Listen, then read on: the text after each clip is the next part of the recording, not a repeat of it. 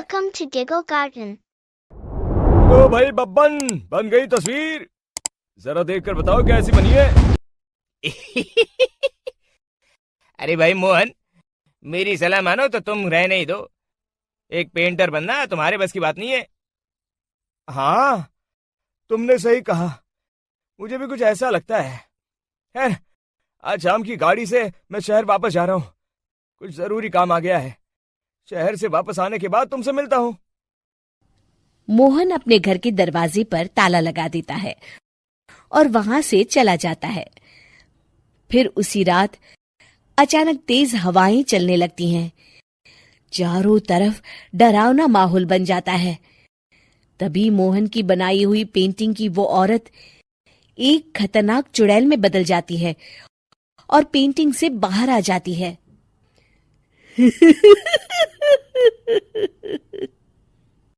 वहीं दूसरी तरफ दो चोर लाला सुखीराम के घर से चोरी करके भाग रहे होते हैं। दोनों भागते भागते गांव के चौराहे के पास पहुंच जाते हैं। तभी अचानक वो चुड़ैल उन दोनों के सामने आ जाती है।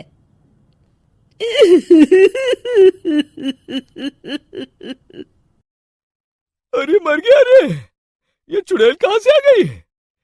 अरे मैंने तो तुझसे पहले ही कहा था कि आज अमावस्या की रात है, आज हमें चोरी नहीं करनी चाहिए। हाँ भाई बिल्ला, तुमने बिल्कुल सही कहा। जरा इसके दांत तो देखो, कितने बड़े हैं। चुड़ैल उन दोनों की तरफ बढ़ती है। अरे चुड़ैल दीदी, तुम चाहो तो ये सारे पैसे और जेवर ले लो, लेकिन हम दोनों को कुछ मत करना।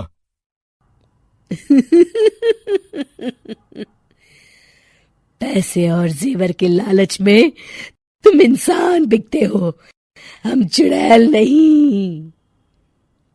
तभी चुड़ैल उन दोनों चोरों को पुतले बना देती है।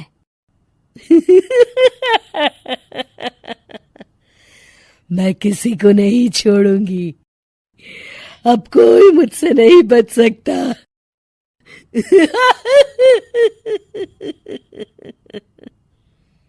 चुड़ैल अपने अगले शिकार की खोज में वहां से चली जाती है। गांव की दूसरी ओर जाने पर चुड़ैल को हरिया, बिरजू और बब्बन दिखाई देते हैं। आज संडे है, आज कपिल शर्मा शो देखने का दिन है। जोर से बोलो।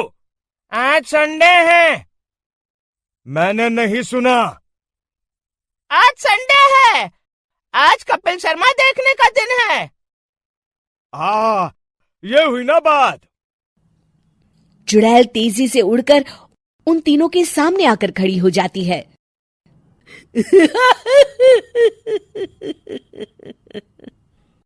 कपिल शर्मा शो बाद में देखना, पहले मुझे देख लो। बब्बन चुड़ैल को देखते ही पहचान जाता है।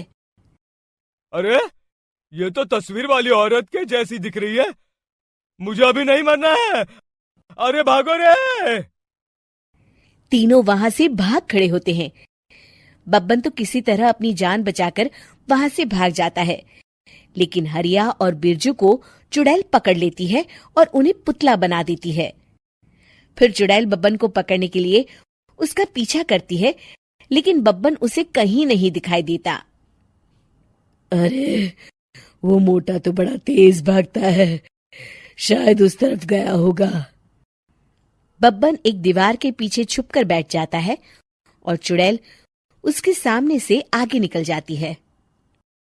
बाल बाल बच गया। अगली सुबह बब्बन सभी गांव वालों को सारी बात बता देता है। फिर उस चुड़ैल के डर से रोज शाम होते ही पूरे गांव में सन्नाटा छा जाता था और कोई भी अपने घर के बाहर नहीं निकलता था। अरे ये क्या हो गया, इतनी देर से घूम रही हूं, अभी तक एक भी आदमी नहीं मिला। अरे कहां मर गए सबके सब। चुड़ैल वहां से चली जाती है। इस तरह कुछ दिन बीत जाते हैं। फिर एक दिन मोहन गांव वापस आता है। बब्बन उसे बताता है कि उसकी बनाई तस्वीर से एक चुड़ैल बाहर आ गई है।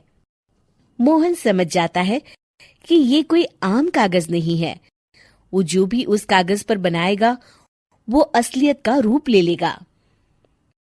अरे मोहन भाई, अब तुम क्या करने वाले हो? मेरे पास एक बहुत बढ़िया तरकीब है।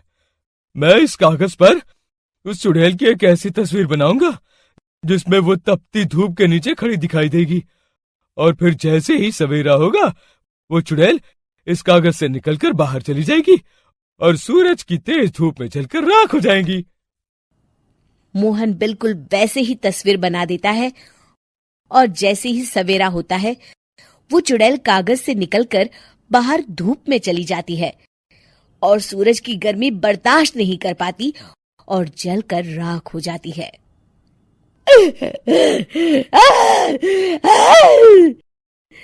ये मुझे क्या हो रहा है? मैं सूरज की रोशनी बर्दाश्त नहीं कर सकती। मेरा पूरा शरीर जल रहा है। और इस तरह चुड़ैल के जलते ही पुतले बने सभी लोग पहले की तरह इंसान बन जाते हैं।